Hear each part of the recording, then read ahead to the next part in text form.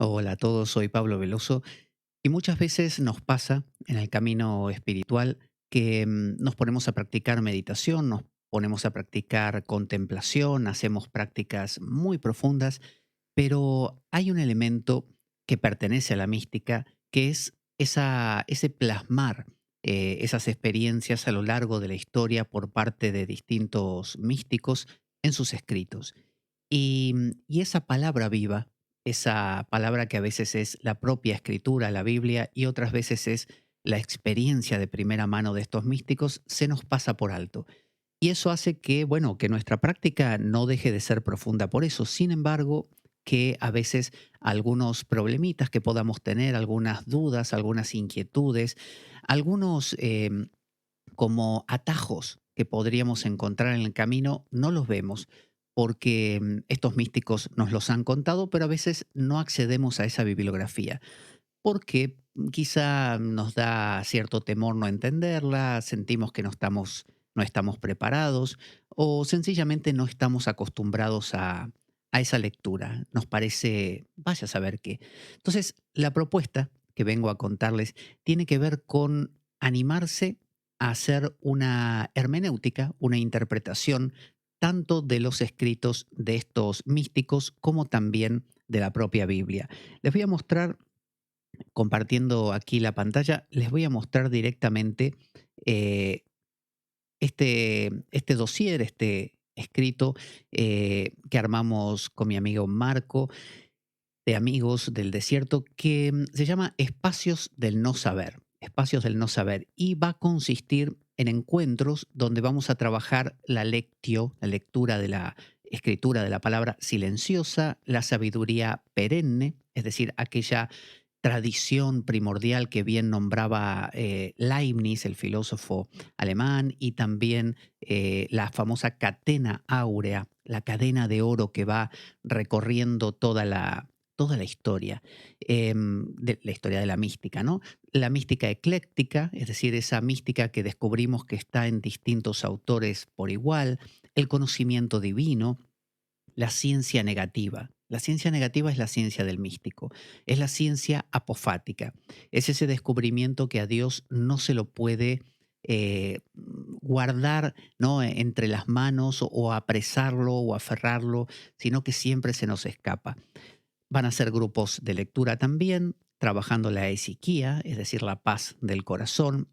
Va a ser ese regreso a la raíz, porque como digo, esa catena áurea nos va a llevar hasta la propia escritura, ¿no? La Biblia, pero también escritos a veces de místicos de los primeros siglos cristianos, que a veces uno piensa con esa idea de que lo nuevo es mejor, que lo antiguo o no se entiende o no tiene contenido y en realidad es muy rico. Así que es una sabiduría compartida. Entonces, la contemplación silenciosa es un diálogo con Dios desde la mirada desnuda, pero los místicos a lo largo de la historia nos han enseñado que la palabra de Dios y el magisterio de la tradición, las dos cosas paralelas, el magisterio sería lo que para el judaísmo es el Talmud, es decir, es esos místicos que van hablando, que van volcando experiencias, que se van retroalimentando a través de sus escritos, paralelamente a la escritura, ¿no? Como a veces se habla de la filocalia, que es, decía el Starets del peregrino ruso, es esa especie, hoy diríamos, de radiografía con la cual podemos ver un eclipse sin quemarnos la retina, ¿no? La escritura se puede ver muy bien a veces a través de los escritos de los místicos. Entonces, van a ser grupos de lectura compartida, pero no solo de ponerse a leer, van a tener un proceso que ahora lo vamos a plantear. Recorreremos paso a paso y lentamente las palabras, tanto de la escritura misma, la Biblia, como también de los místicos de la historia hasta el presente, rumiando sus decires, comulgando con ellos y permitiendo así que aquellas experiencias que conocemos de oídas, como bien decía Job en su libro, de oídas yo te conocía, le dice a Dios, pero ahora te han visto mis ojos. Y ahora que esto se vuelva nuestro pan de cada día y así esto pueda nutrir nuestra práctica espiritual. Ya lo decía la propia escritura en Mateo, que dice, y Jesús le respondió, está escrito, no solo de pan vive el hombre, sino de toda palabra que sale de la boca de Dios, ¿no? Entonces, Ahora, en lo que atañe a la Biblia misma, al estudio de la Escritura, que es el alimento, es lo que nutre nuestra práctica espiritual, le llamamos espacio de escritura. Esta es la propuesta, realizar un recorrido principalmente bíblico, obviamente bajo una observancia contemplativa. Recorreremos toda la Biblia, desde el Génesis hasta el Apocalipsis. Pero ¿qué pasa? Si uno recorre la Biblia tal como la tenemos aquí, eh, verso por verso, parte por parte, que es lo que sería lo que se llama una lectio divina, que está genial. Eh, la cuestión es que puede llevarnos no solo muchísimo tiempo, sino que van a involucrar partes que son meramente descriptivas. Por ejemplo, no sé, ordenanzas como el tiempo que tiene que estar una persona fuera del campamento de Israel para purificarse porque, no sé, justo la mujer entró en su periodo de la regla o cosas por el estilo. Entonces, ese tipo de cosas podemos o podríamos salteárnoslas si apelamos a otra cosa, que son esto, las narraciones o eventos de eventos claves. ¿Qué son las narraciones de eventos claves? Bueno, en lugar de meternos con si el animal que se come es el que tiene pezuña partida en dos o en tres, o el pescado o el pez que se puede comer es el que tiene las escamas así o así, en lugar de eso, centrarnos en el evento de Moisés subiendo al Sinaí, Moisés encontrándose con Dios, Moisés regresando y descubriendo que Aarón había fundido un toro de bronce, ¿no? Y habían empezado a adorarlo los judíos que estaban esperando a Moisés. Es decir, tomar el evento, la narrativa, el acontecimiento, que es el que nos va a permitir, mediante eso, mediante esa imaginería, como si fuéramos niños, aprender, con esa H en el medio, aprender lo valioso que tiene esa escritura. Entonces, iremos de libro en libro y de capítulo en capítulo aprendiendo de los devenires de cada personaje, de Adán, de Jacob, de Moisés, tanto del Antiguo Testamento como del Nuevo. Existen muchas historias que se nos pasan y que si las repasáramos adquiriríamos un bagaje de recursos que nos permitiría ante cada circunstancia de nuestra vida diaria decir es como lo que le sucedió a Salomón, o es como cuando Jesús se encontró con la mujer samaritana.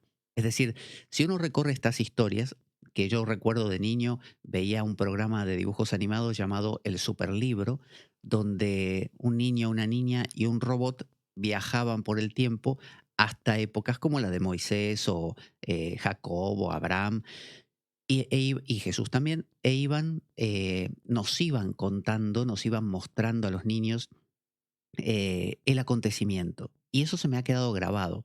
Y lo hablaba no hace mucho tiempo con Pablo Dors, que él me contaba que él también tenía una Biblia para los niños, que la quería mucho, ¿no? Que le tenía mucho aprecio y que le aportaba también esto. ¿Qué es lo que nos aporta estas historias? Bueno, nos aporta lo mismo que quien estudia mitología griega encuentra. Encuentra, en lugar de explicaciones complicadas, filosofías complicadas, encuentra en un relato la transmisión de una vivencia que te puede servir luego cuando te encuentras con una situación vital determinada, decir, esto que le pasa a mi hermano es igual que lo que le pasó a Jacob. Esto que me está pasando a mí es como cuando Gedeón tal cosa. Y de esa manera es como que gracias a lo que le pasó a Gedeón, gracias a lo que le pasó a Josué, gracias a lo que le pasó a Pedro cuando negó a Jesús, eh, uno entiende lo que le está pasando en la vida propia, entiende cómo puede reaccionar, tiene pautas, es decir, se vuelve algo muy rico. Entonces, dice, imagina poseer en tu mente todas estas historias, poder entender la vida mirándola a través del cristal valioso y bello de estos personajes, te permitiría entender a los demás, darles un buen consejo y decodificar complejidades familiares. Se trata de la premisa de que lo que sucedió una vez sucede siempre. O sea, no es que lo de Adán ya pasó y le pasó solo a Adán. Nosotros somos Adán, nosotros somos Jacob, nosotros somos Pedro, nosotros somos Pablo, nosotros somos Santiago, somos todos. Entonces, lo que sucede en un momento que no es de la historia, porque la Biblia no es que no es un libro de historia, no es un libro de lo que pasó, es un libro de lo que pasa. Entonces, La Biblia no es un libro de historia, sino de lo que está sucediendo todo el tiempo en nuestro interior y alrededor nuestro. Aplicaremos el cuádruple método. Serán 4 pasos. Primero, leer la historia previamente en casa. ¿Qué historias serán? Vamos a dar un ejemplo. Aquí tenemos, por ejemplo, em, Éxodo 5, paja para ladrillos. ¿De qué trata? De los principios, ¿no? De los principios que uno pueda tener, principios morales, por ejemplo. Entonces, ¿qué hace? Nos cuenta la historia. ¿Es larga? No. Simplemente dura una página. Algunas duran un pelín más, pero básicamente es eso. Las plagas del faraón, esa es otra.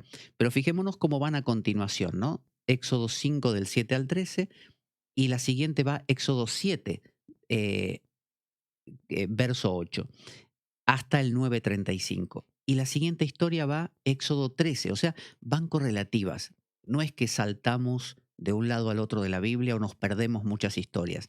Entonces, la idea es, como está la cita bíblica también, que nosotros cada vez que vayamos a tratar una de estas historias, la anunciamos, la suministramos para que cada quien la pueda leer en casa. Es súper cortita, por lo tanto es más algo para meditar, ¿no? Porque obviamente vamos a apelar a la Biblia, cada cual en su casa, y va a ampliar esta historia.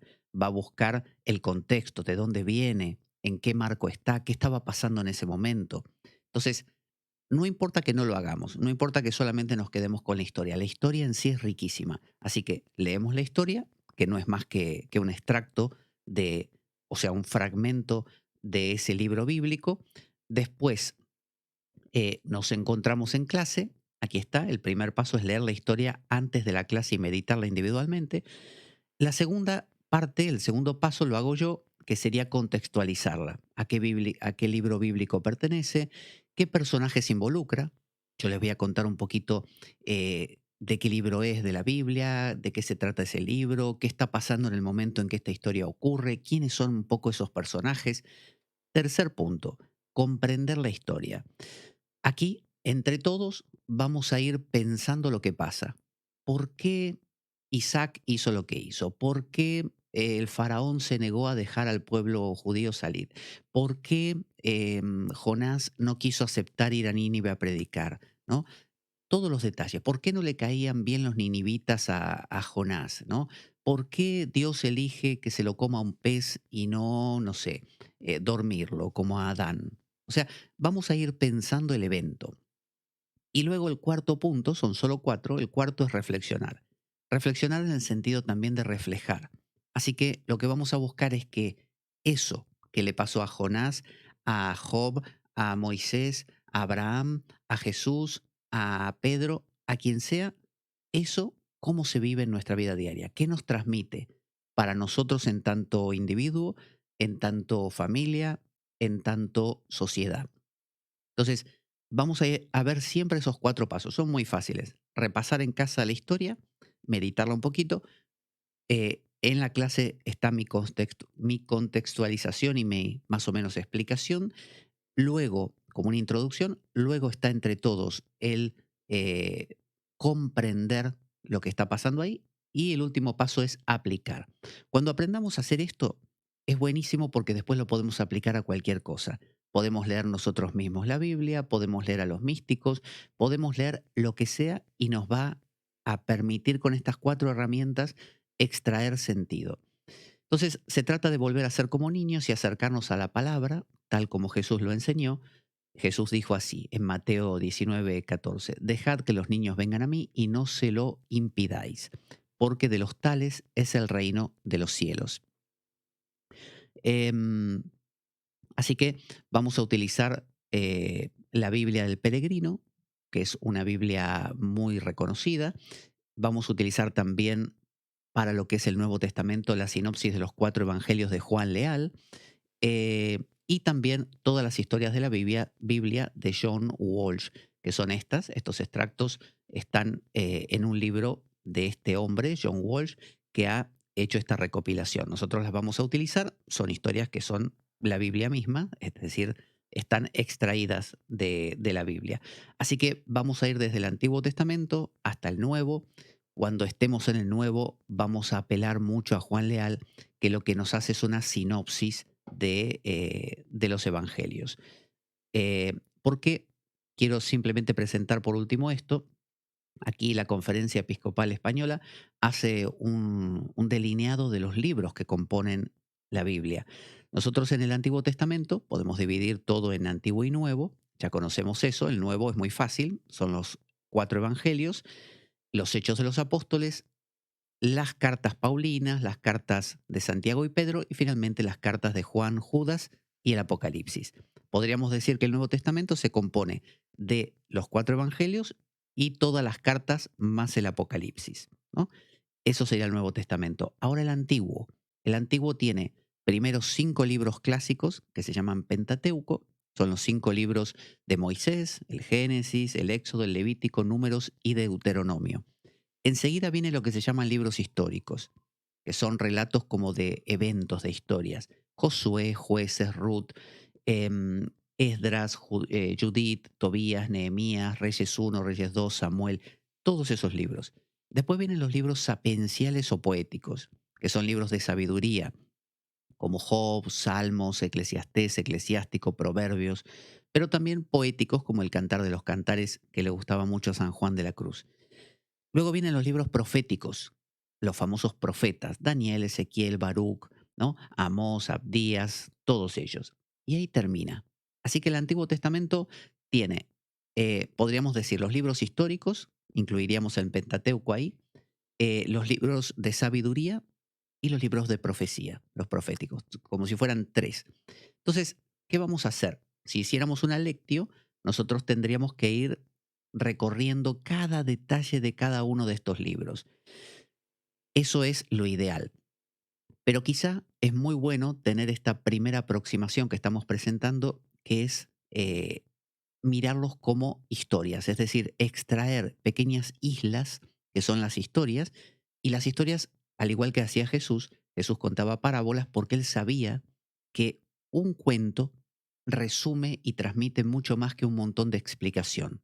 Entonces él prefería decir, un hombre una vez contrató a un empleado en su viña para que hiciera tal cosa, y él sabía que con esa historia llegaba a todos, todos le entendían e iba a ser clarísimo.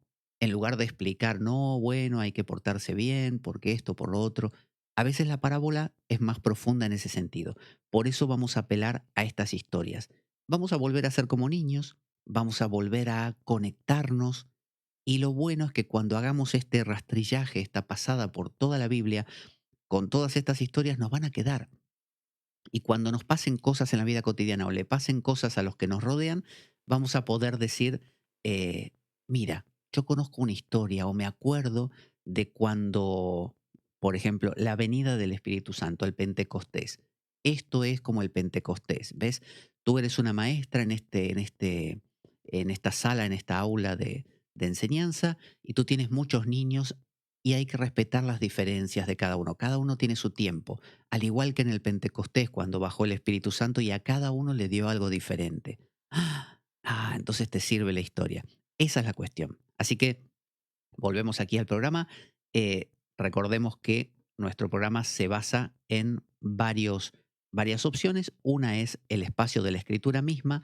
La otra, que ahora la veremos también, es el espacio de la historia mística, según el Emir Sola. Y también está la historia de el espacio de lectura del no saber, que vamos con lecturas selectas de cada uno de los místicos más destacados. Son 3 opciones que puedes hacer simultáneamente o puedes hacer eh, una sola o dos, ¿no?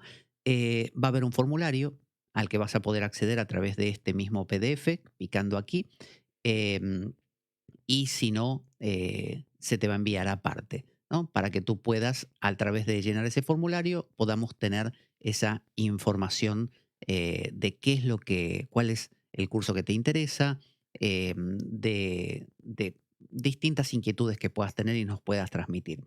Así que en un ratito te recuerdo de nuevo esto del correo y el nombre y el teléfono. Pero bueno, aquí lo tienes otra vez, 695923178 con el prefijo 34 si estás fuera de España, para escribirme por WhatsApp o pablojorgeveloso@gmail.com y ya nos ponemos en contacto para, para empezar este interesantísimo estudio que a mí también me lo apasiona. mismo. Hasta pronto. También podríamos abordarlo de otra manera, ¿no? Esto sería una forma paralela. Ahora hablamos del camino de los místicos. Digo paralelo porque podríamos hacer solamente, alguien dirá, no, a mí me interesa solo la escritura. Yo quiero hacer la lectio divina y trabajar la escritura. Otro dirá, no, a mí me gusta la escritura y los místicos. Otro dirá, yo quiero solo los místicos. Entonces, dentro de los místicos tenemos esta opción, espacio de historia mística, ¿no? Para ello podríamos seguir dos caminos. Uno de los caminos tiene que ver con esta persona que se llama el Emir Sola. El Emir Sola es un místico, también un filósofo que ya ha fallecido y que una de las cosas que hizo en su vida grandiosas fue recopilar en 4 volúmenes la historia de la mística. ¿Cómo la recopiló? Bueno, lo tenemos aquí. Vamos a mostrar. Estos son sus libros, Los Místicos de Occidente uno, 2, 3 y 4. ¿Qué hizo? Bueno, en cada uno, acá vemos, por ejemplo, en el uno dice mundo antiguo, pagano y cristiano. En el 2, ¿qué encontramos? Místicos medievales. En el 3, místicos italianos, ingleses, alemanes y flamencos de la Edad Moderna. En el 4, místicos franceses, españoles y portugueses de la Edad Moderna. Entonces, ¿él qué hizo? Vamos a elegir, por ejemplo, este mismo. Vamos a elegir vamos a ir al índice aquí y ¿qué vemos? Que él lo que hace es de cada místico que encuentra, y fijémonos cómo pone, por ejemplo, a Juan Calvino, y uno dirá, bueno, pero ¿qué tiene que ver? ¿Será místico o no será místico? Él se refiere a todas las personas que de alguna manera se acercaron a esta visión mística. Entonces algunos nos van a interesar más, algunos los vamos a profundizar más, otros los tomaremos a modo más anecdótico, pero es bueno conocerlos, porque a veces uno, si no, pierde la cadena áurea, pierde esa noción de, ¿y esto de dónde llegó? ¿No? Entonces, saber que va de mano en mano, de boca en boca y de corazón en corazón. Entonces, Juan Calvino, Teodoro Agripa de Aubigné, Guillaume Postel, ¿no? Estos son todos franceses. Felipe de Aquino, San Francisco de Sales. Ahí está, ahí nos suena uno, San Francisco de Sales. Claro, pero a los demás quizá no los conocíamos. Es importante. ¿Qué hace este autor? No nos pone todo el libro de cada uno de estos místicos, nos pone unos fragmentitos que ahora miraremos cómo son. Y aquí continúa, la lista es larga, ¿no? En este caso ahora viene místicos españoles y portugueses, nos suena muy bien San Ignacio de Loyola aquí, San Ignacio de Loyola, pero ¿qué nos pone? Bueno, nos pone un fragmento a modo de ejemplo. De esa manera podremos ir como degustando. Al que le guste después y diga, me interesa, voy a ir a buscar su obra.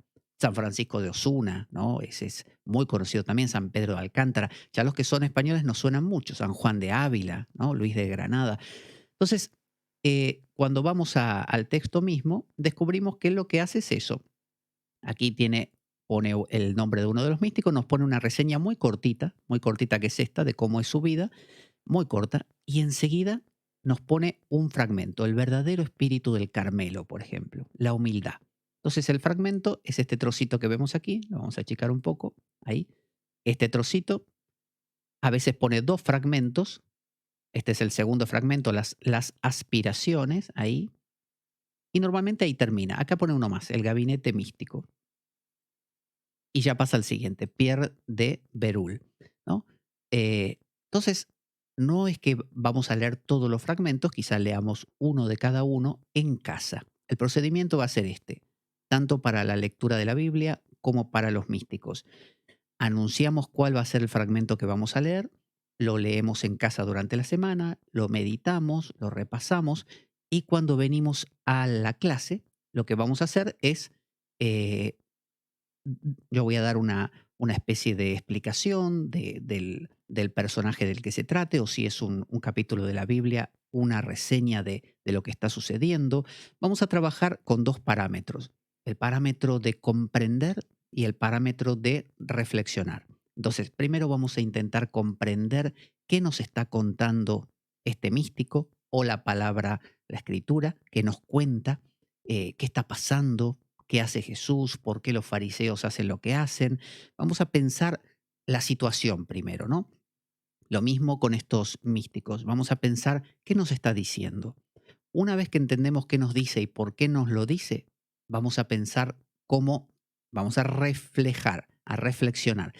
Vamos a ver cómo esto se aplica a nuestra vida, ¿no? Cómo esto baja a nuestra vida cotidiana. Así que esos dos elementos, comprender y reflexionar, lo vamos a aplicar a todo. Ese va a ser el método sencillísimo y súper profundo que nos va a permitir hacer una hermenéutica inspirados obviamente por el espíritu, para entender y aplicar a nuestra vida lo que dicen estos textos y no tenerles más miedo de que hablan en un lenguaje raro, vaya a saber. Pero fijémonos cómo tienen muchas citas bíblicas, eso nos va a ayudar a enseguida conectar, a tener en la mente versos bíblicos y todo poquito a poco, yo les digo, se va a hacer cada vez más claro. Así que ahí tenemos la parte de el emir sola. Esa es una opción. Podemos recorrer estos libros. ¿Cuánto nos va a llevar? Lo mismo que con la Biblia, infinitamente. Es decir, no es un estudio para hacerlo durante una semana. Hay una opción que podríamos, si todos quieren esa opción, de poner un tiempo y decir, bueno, 3 meses. Y tratamos de comprimir todo en 3 meses. Pero lo ideal sería que nos demos el tiempo así como ad infinitum. Es como decir, esto es pan de vida. Por lo tanto, vamos a recorrerlo con tranquilidad, no nos vamos a meter prisa, tranquilamente vamos a ir deglutiendo, rumiando cada uno de estos elementos, porque de eso se trata.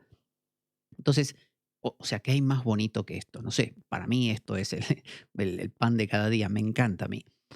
Siguiente opción, ¿no? Que esta opción que me la sugirió Marco, mi gran amigo de Amigos del Desierto justamente, me dijo, ¿por qué no hacemos un recorrido por ciertos autores? No tantos como propone el Emir Sola, sino ciertos autores con sus libros más destacados. Entonces, segunda opción, realizar un viaje literario por varios de los libros esenciales de nuestro conocimiento silencioso, la mística, como una suerte de club de lectura contemplativo.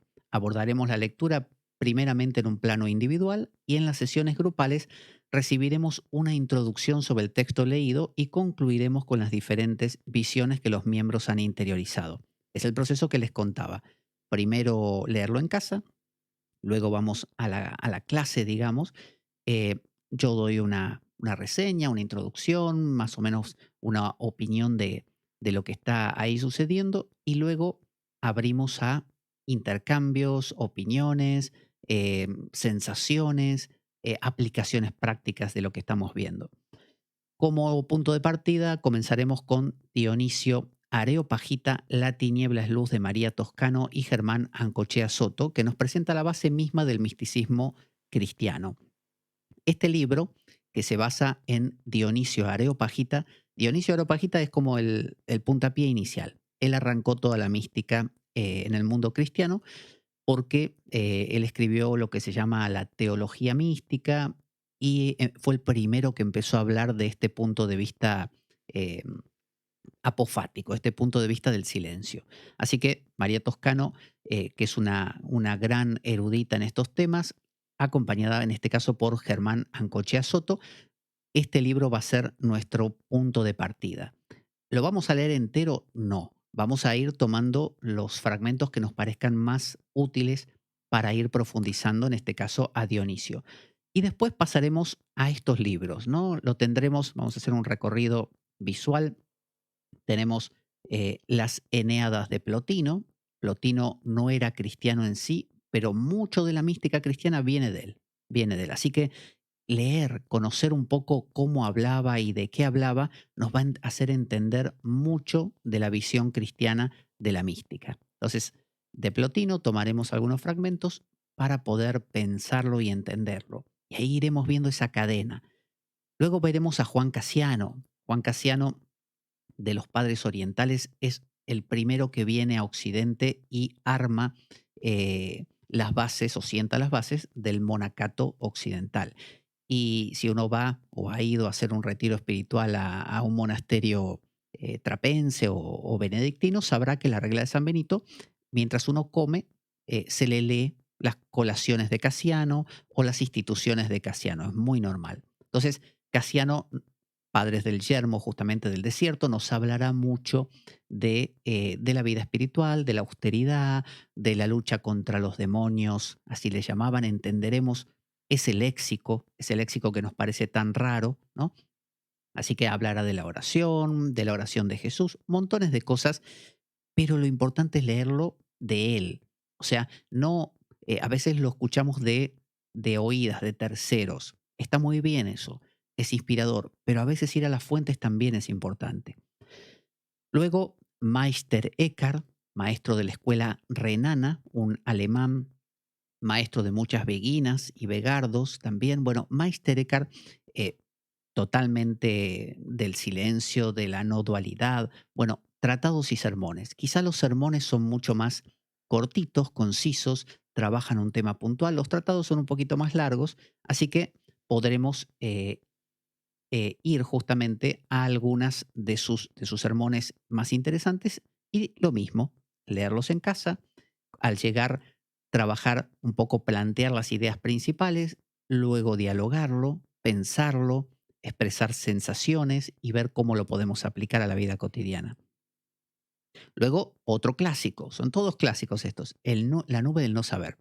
Del siglo XIV, es un anónimo inglés, no se sabe quién lo escribió, se piensa que es un monje, que nos va a hablar de justamente de la nube del no saber, es decir, cómo vincularse con aquello, con ese Dios que es el Dios del silencio, el Dios que el propio Meister Eckhart, de quien hablábamos recién, Meister Eckhart nos decía, le decía a Dios, Dios, libérame de Dios. O sea, Dios sin forma, ayúdame a liberarme de la idea que tengo de ti, el Dios con forma, porque sé que tú estás más allá de eso y cualquier idea que yo tenga va a ser una idolatría. Entonces, esa es la línea de la mística. Ahí lo tenemos. La nube del no saber. Aquí, la nube del no saber em, le habla muchas veces a un discípulo y le va enseñando, como si nos hablara a nosotros, cómo hacer, cómo hacerlo. Va guiando el maestro. Luego, otro clásico, las moradas de Teresa, ¿no? Las moradas del castillo interior. Aquí iremos recorriendo también los puntos más importantes de este justamente recorrido que nos plantea Teresa hacia ese rey que está en el medio, en el centro del castillo, ¿no? Y esta metáfora de los distintos espacios intermedios del castillo nos lleva a entender cómo acercarnos a esa profundidad que nos habita, ¿no? Que es Dios. Ahí la tenemos a Teresa, otro clásico, que a veces también le tenemos miedo por un poco por la manera que tiene de hablar, ese castellano antiguo. Y sin embargo, cuando uno se hace a esa lectura, empieza a disfrutar de esto. Luego, San Juan de la Cruz, quien no lo conoce, en este caso vamos a trabajar La noche oscura del alma, La noche oscura. Esto es una poesía, una poesía. Y la poesía tiene la virtud de que dice sin decir. O sea, no nos explica, sino que simplemente se expresa. La poesía nos cuenta desde el corazón. Es como cuando leemos el Cantar de los Cantares o textos así. Así que va a ser otra clase de abordaje, ¿no? Aquí el propio San Juan de la Cruz, cuando las monjas de cierto convento le pidieron que él explicara, él dijo, bueno, voy a intentar explicar mis propios versos. Y les aclaró, les advirtió, lo que yo les explico no es lo que puse, ¿no? Pero bueno, trataré. Así que quedémonos con que leer sus versos de primera mano y meditarlos va a ser la cosa más profunda. Luego, relatos de un peregrino ruso a su maestro espiritual. Este es un clásico de la espiritualidad oriental y nos va a hablar de los devenires de un peregrino anónimo que va a andar por ahí, por las zonas de Rusia, acompañado por su Filocalia, que es un texto que va a reunir a distintos místicos desde el siglo IV al XIV. Él lleva ese librito, lo va leyendo, va repitiendo la oración de Jesús y nos cuenta en primera persona, aquí por ejemplo nos dice cómo la repite, Señor Jesucristo, ¿no? Con la respiración. Em, entonces, este libro también es muy como vivencial, es un libro que nos habla como si fuera un amigo nuestro que nos está contando, no como un maestro. Por lo tanto, eh, es como que baja muy a tierra, porque nos cuenta, es una narrativa, nos cuenta sus devenires cotidianos, no nos está enseñando, nos dice lo que le pasó, que es lo que nos pasa a nosotros también. Eh, Miguel de Molinos, otro gran clásico español, que tuvo un final mucho más triste que Teresa de Ávila y San Juan de la Cruz, que ellos sí lograron salvarse de la Inquisición. Bueno, no le fue tan bien a Miguel de Molinos, pero es un grande en estos temas de la mística. Así que Miguel de Molinos, por un libro que tiene un nombre larguísimo, que nunca me lo acuerdo, que aquí Marco nos lo puso, Guía espiritual que desembaraza el alma y sigue. Es un título largo. Entonces, él nos va a contar, hablando al estilo de San Juan de la Cruz y Teresa de Ávila, bien todo el tiempo haciendo insistencia eh, en no quedarse con lo que se ve, no quedarse con los pensamientos, sino ir siempre más allá, ¿no? Entonces, también aquí podemos leer capítulos interesantes y trabajar su pensamiento. Todo esto nos va a servir para ir hilando cosas.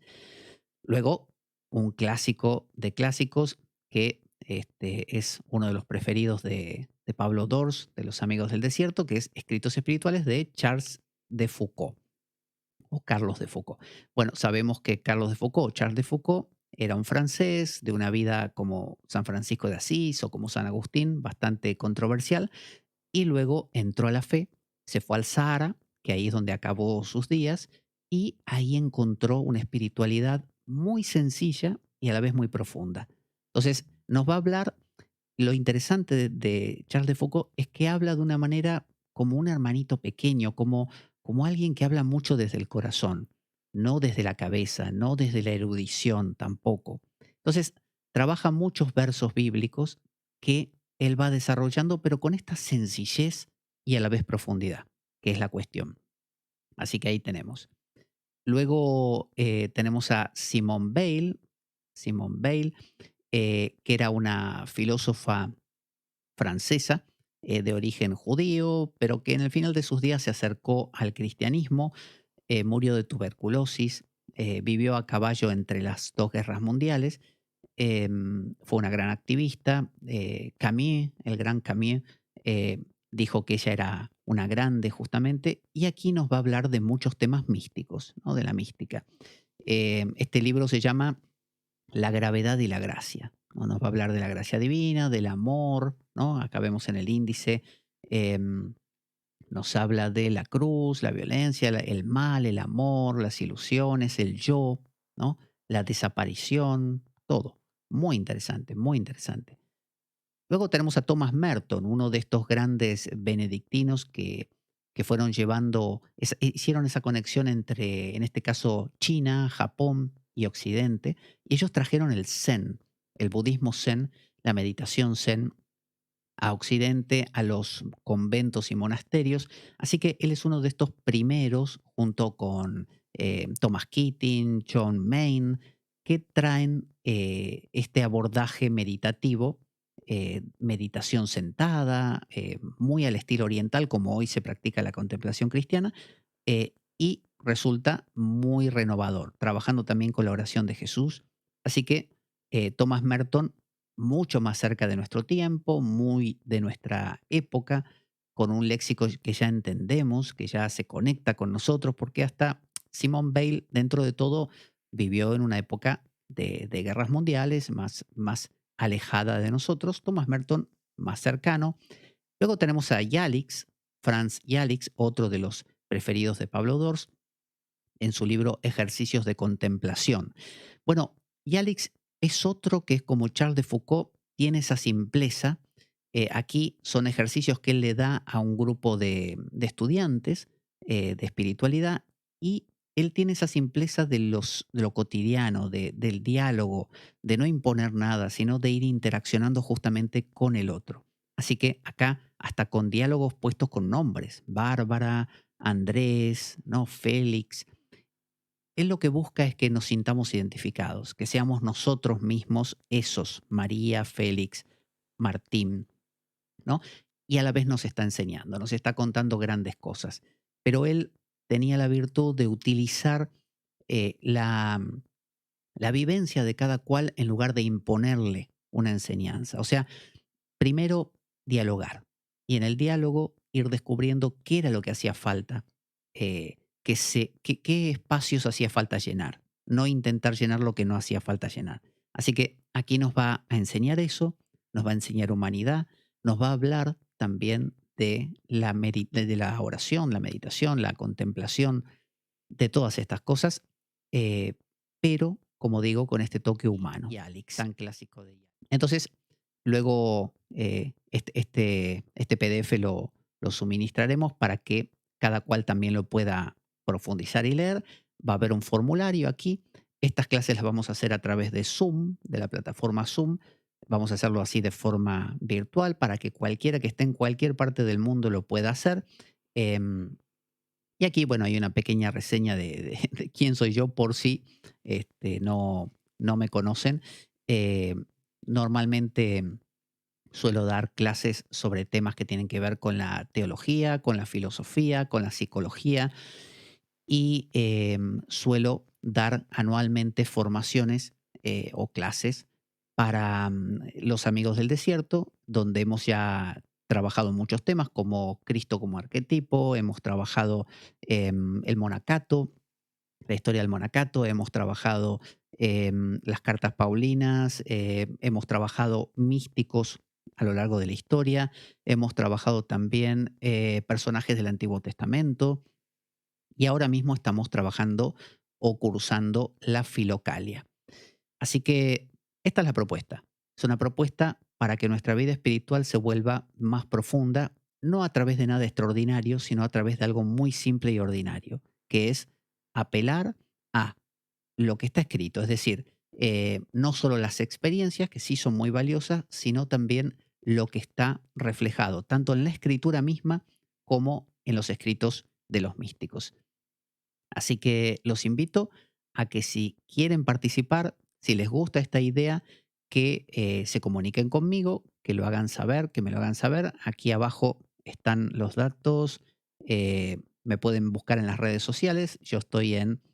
Me pueden buscar por Facebook como Pablo Veloso. Me pueden buscar, estoy en Twitter también, aunque ahí no estoy presente. Este es mi teléfono, 695923178 con el prefijo de 34, sobre todo si alguien está fuera de España. Em, o si no, también escribirme un correo aquí, correo pablojorgeveloso@gmail.com. Me escriben por ahí y poquito a poco vamos armando entonces los grupos y vamos a hacer unas, digamos, conversaciones, unas charlas para contar un poco más, resolver dudas y luego ya armamos los grupos que serían grupos de cada uno de estos tres núcleos, de estos tres elementos. Escritura, el recorrido del Emir Sola, que es el largo de los místicos, un recorrido más fundamentado en los personajes más destacados, a- y podemos hacerlo simultáneamente. Hay quien dirá me gustan los tres, hay quien dirá me gusta uno, hay quien dirá me gusta dos. Así que yo creo que es una oportunidad genial porque alimenta el espíritu. Yo diariamente leo a todos estos autores, estos y otros, y, y siempre me están como, es como que cuando uno está haciendo solamente experiencias, puede que esas experiencias poco a poco se vayan como volviendo monótonas y como durmiendo. Entonces la escritura y la experiencia de los místicos escrita es como que nos renueva el interés, nos despierta. Es como cuando uno ve un catálogo de, del supermercado, por ejemplo, que uno no estaba interesado en nada en particular y lo ve y se empieza a interesar, ¿no? Uno pensó que ya estaba aburrido de esas cosas, lo ve y quiere, no sé, una mesa. Bueno, de la misma manera, cuando uno lee la escritura, descubre cosas, te pone a pensar, te pone a sentir otras cosas. Y entonces, a veces, una vida espiritual que estaba un poco apelmazada, aplastada, se vuelve a reactivar. Así que vamos a volver aquí a la imagen. Volvamos por aquí. Aquí estoy. Bueno, muchísimas gracias a todos por este tiempo. Ya saben, cualquier cosa me escriben. Lo más fácil es el correo quizá, pablojorgeveloso@gmail.com. Y Muchísimas gracias y espero verlos a todos pronto. Un abrazo.